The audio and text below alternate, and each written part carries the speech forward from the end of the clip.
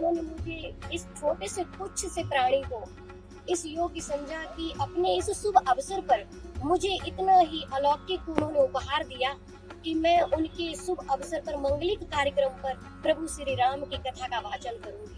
22 जनवरी को राम मंदिर का उद्घाटन होने जा रहा है। इसके उपलक्ष्य में कृष्ण जन सेवा संस्था की ओर से श्री राम कथा और भूमि साधना का आयोजन किया जा रहा है, जो 14 जनवरी से लेकर 22 जनवरी तक नोएडा स्टेडियम रामलीला मैदान में चलेगा। कथावाचक परम पूज्य अध्यात्म जगत गुरु श्री श्री 1008 श्री राजराजेश्वरी पुरी जी के मुखाबिंद से सुनेंगे। कार्यक्रम सूचना 13 जनवरी को भगवा ध्वज यात्रा सनातन धर्म मंदिर सेक्टर 19 से कथा स्थल नोएडा स्टेडियम तक आएगी। 14 जनवरी कलश यात्रा प्रातः 10 बजे चौड़ा गांव शिव मंदिर से कथा स्थल नोएडा स्टेडियम तक आएगी और 14 फरवरी प्रातः 9 बजे मन अन्नपूर्ण भूमि के अंदर साधना करने के लिए प्रवेश करेगी। पूरे कार्यक्रम को लेकर राजराजेश्वरी पुरी जी ने क्या कुछ बताया, सुने। जय श्री राम। सभी भक्तजनों को प्रभु श्री राम की कृपा से एक छोटा सा आयोजन करने जा रहे हैं कृष्ण जन सेवा संस्था के माध्यम से, राम कथा और भूमि साधना, जिसमें हमारी 13 तारीख को ये ध्वजारोहण होगा, भगवा ध्वजा सनातन धर्म के लिए प्रचार प्रसार के लिए, और राम कथा भूमि साधना, ये हमारा जो प्रभु श्री राम का मंदिर उद्घाटन हो रहा है उसके लिए हम ये आयोजन कर रहे हैं। हम नहीं कर रहे हैं, वो प्रभु श्री राम की कृपा से ही ऐसी परिस्थितियां बनती गई कि आयोजन हमें करना पड़ा, और वो अपनी इच्छा से सब कुछ करा रहे हैं। हम नहीं कर रहे हैं, हम और आप कोई करने के योग्य है ही नहीं। ईश्वर की जब तक कृपा होती नहीं है तब तक कुछ होना असंभव है। क्योंकि हम ये आयोजन करना चाहते थे नवंबर में करना चाहते थे। उससे पहले भी हमने सोचा था मई जून में, पर मई जून की जगह फिर अगस्त में हमने कर दिया ग्रेटर नोएडा में रामलीला ग्राउंड में।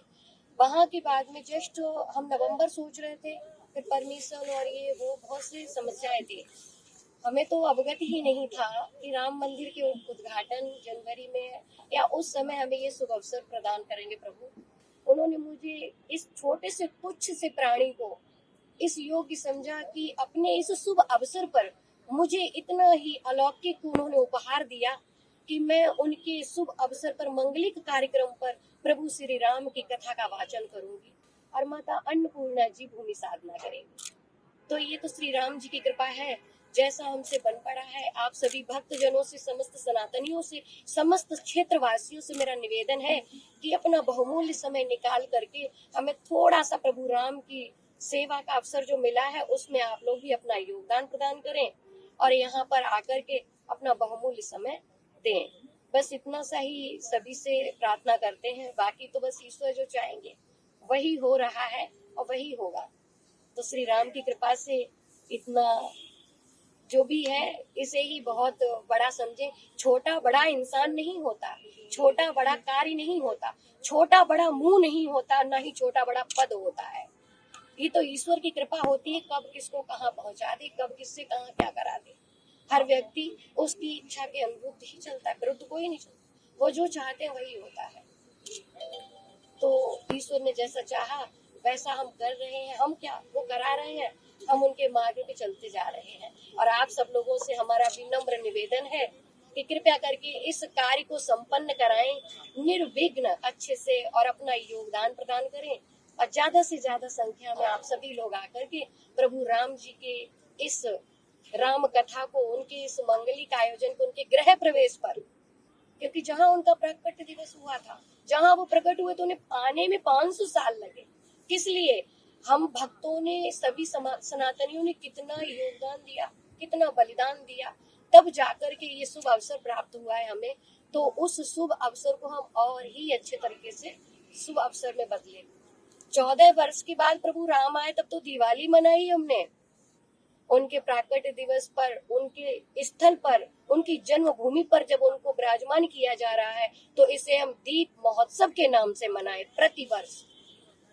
दिवाली पर तो हमें छुट्टी देते हैं, अवकाश प्रकाश होता है सभी को सरकारी, परंतु मेरा ये उद्देश्य है, मेरा ये मानना है कि इस दीप महोत्सव को 22 जनवरी को प्रत्येक वर्ष मनाया जाए हर्ष और उल्लास के साथ।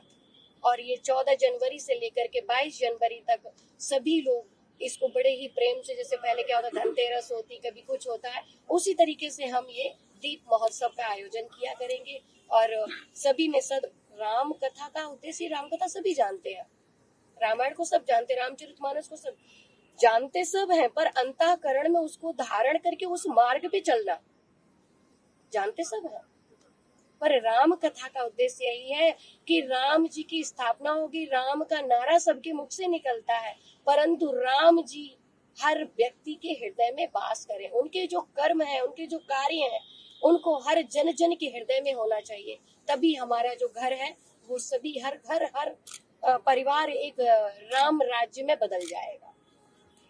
तो मेरा यही उद्देश्य है कि इस सनातन धर्म के प्रचार प्रसार में मैं अपना संपूर्ण जीवन कतरा कतरा योगदान में लगा दूं। मेरे लिए इससे ज्यादा और कोई भी कर्म हो ही नहीं सकता। मैं तो सौभाग्यशाली समझती हूँ कि परमपिता परमात्मा श्री हरि नारायण ने मुझे इस योग्य समझा, जो मुझे प्रभु राम की शरण में और प्रभु के गुणगान के लिए उन्होंने मुझे नियुक्त किया है। तो मैं अपने कर्म को, अपने कर्तव्य को निर्विघ्न अच्छे से संपन्न करना चाहती हूँ। संपूर्ण जीवन में प्रभु का जितना हो सके जन जन तक, घर घर तक राम कथा का प्रचार प्रसार करना चाहती हूँ। यही मेरा एक उद्देश्य है। इसे आप सभी लोग जितने भी भक्त जन हैं, संत जन हैं, सनातन धर्म से हैं और किसी भी धर्म जाति से हो, क्योंकि संत का ना कोई धर्म है ना कोई जाति है, वो तो सभी का है, चाहे वो किसी भी धर्म जाति का हो। तो इसलिए मेरा सभी से विनम्र निवेदन है कि आप सभी लोग हर जगह जगह पर प्रभु का गुणगान करें और राम जी को अपने हृदय में, मंदिर में तो आ ही चुके हैं, स्थान पे आ चुके हैं, अपने हृदय में भी उनको बसाएं। मुख में भी सबकी आ चुके हैं राम जी, क्योंकि जिसको देखो जय श्री राम का धुन तो निकल रही, परंतु जब तक हृदय में बसेगा तो हर घर राममय हो जाएगा, हर परिवार राममय हो जाएगा। इसके लिए हमारे नवीन मिश्रा जी का बहुत ही बड़ा योगदान है। हमारे साथ ग्रेटर नोएडा में भी बहुत अच्छे से रहे और इन्होंने सारे कार्य हमारे संपन्न कराए, यहाँ पर भी हैं। और हमारी साधना जी अभी जुड़ी हुई है, तो ये भी यहाँ पे हैं। और बाकी के लोग हैं बच्चे जो भी, उज्जवल जी हैं भंगेल से, हमारे निमित जी हैं, और ये रानी चतुर्वेदी जी हैं, सुंदरी जी हैं, और बाकी के आप लोग जितने भी हमारे संवाददाता जी हैं, इन सभी लोगों का योगदान है। और इसे जितने क्षेत्र के जितने सभी लोग हैं, मैं सबका नाम नहीं जानती हूँ, विनम्र मेरे बंधुजन सभी लोगों के सहयोग से जो भी है, क्योंकि बहुमूल्य समय, इससे ज्यादा कुछ है ही नहीं, जिसने समय दे दिया उसने सब दे दिया। तो इतना जो आप लोगों का योगदान है, इससे प्रभु के इस आयोजन को सफल बनाएं और कृपा करें कि बहुत ही मंगलमय संपन्न हो। तो जय श्री राम। जय श्री राम। भूमि साधना होने वाली, उसका क्या क्या प्रक्रिया रहेगी?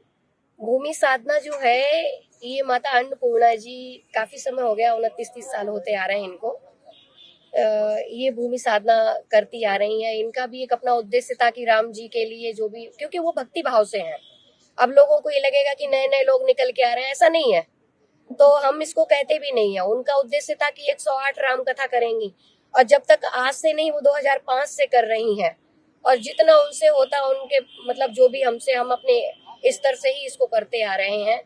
जितनी भी हमने अब तक की राम कथाएं या जो कुछ की, तो वो भूमि साधना, जमीन के अंदर आपका 5x5 का या 6x6 का गड्ढा होता है, 7 फीट 8 फीट जितने फीट गड्ढा हो जाता है, उसमें नीचे आसन लगा के माता जी अंदर चली जाती है। फिर उसको हम एक उससे प्लाई बोर्ड से किसी से बंद करके सारी मिट्टी उसके ऊपर डाल देते हैं, बिल्कुल चारों तरफ से बंद हो जाता है। और जब तक माता जी उसके अंदर रहती है, अपना भजन पूजन जो करती हैं, जब तक कि उन्हें परमिशन मिले तब तक वो रह सकती हैं। कितने दिन तक ये कंटिन्यू आपका जब तक प्रोग्राम चलेगा तब तक वो मतलब 14 तारीख से प्रोग्राम चलेगा, 22 तारीख तक। बिल्कुल बिल्कुल। और उतने टाइम में ऑक्सीजन वगैरह बहुत सारी वो चीजें, तो राम जी की कृपा है। अच्छा, वही तो प्रभु के कहते हैं, हमारे पास कुछ नहीं, सिर्फ भक्ति है। सिर्फ ईश्वर की कृपा है और कुछ नहीं। सुबह शाम टाइमिंग जो और टाइमिंग जैसे कि वो सुबह में उनको 8-9 बजे के 8 समथिंग 8:30 तक वही 9 बजे अंदर प्रवेश हो जाएगा।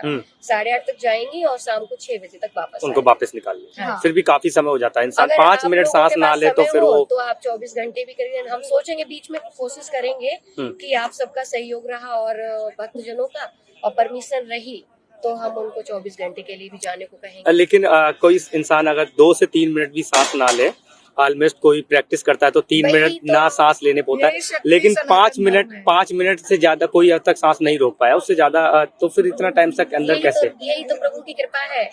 यही तो कृपा है प्रभु की। यही तो दिखाना है कि भैया भगवान में जो लोग कहते हैं कि राम नहीं है या कृष्ण नहीं है या हमारी सनातन संस्कृति कमजोर है या हमारे वेद मंत्रों में और श्लोकों में कमी है, तो वही तो है। भक्त को परमात्मा ये नहीं देखता कि तुम स्त्री हो, पुरुष हो, जानवर हो या किसी जाति धर्म विशेष से हो, ऐसा नहीं देखता है। ईश्वर तो बस कृपा करता है, जो उसे मानता है उसकी शरण में जाता है। बस उनकी कृपा से ही वो अंदर अपना प्रवेश करती हैं और आती हैं। चलिए, थैंक यू।